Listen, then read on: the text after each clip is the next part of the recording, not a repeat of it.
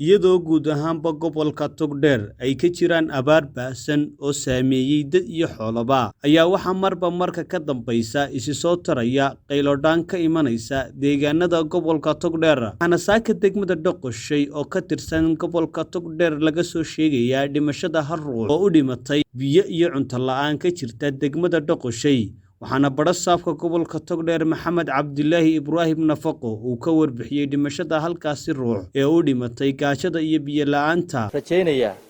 oo saaka u sheegaya bulshada Jamhuuriyadda Soomaaliland gaar ahaan reer Togdheer in xaaladii abaarta ee gobolka Togdheer ay isu bedeshay saaka waji kale ay bilaabatay dhimasho dadku inay haraad u dhintaan oo imika la soo sheegayo in Islaam ugu dhimatay degmada Dhoqoshay aageeda haraad iyo gaajo sidoo kale xoolihii inay maxay tahay iyaguna dhimashadii bilaabeen haraad iyo baad la'aan waxaan ugu baaqayaa bulshada gobolka Togdheer qurbajoog ganacsato sidii 17kii la isu abaabulay 16kii abaartii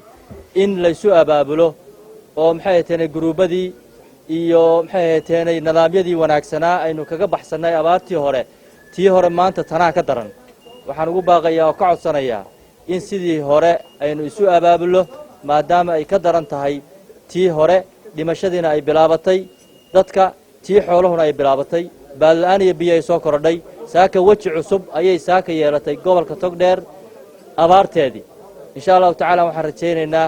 wixii maxay tahay in soo gaarsiiyeen guddiga heer qaran ee taakulaynta abaaraha ee madaxweyne ku-xigeenka ugu horeeyo inaynu saaka iyadana aynu qaybinayno raashinka 1800 iyo konton booyadoodana kala dirayno sidoo kale waxaan la dirayaa emergency team emergency oo xaaladda dhabta ah hadii lahayd ma soo ogaada ayaan le Cabdullaahi Jaamac warbaahinta caalamiga SBC magaalada Burco.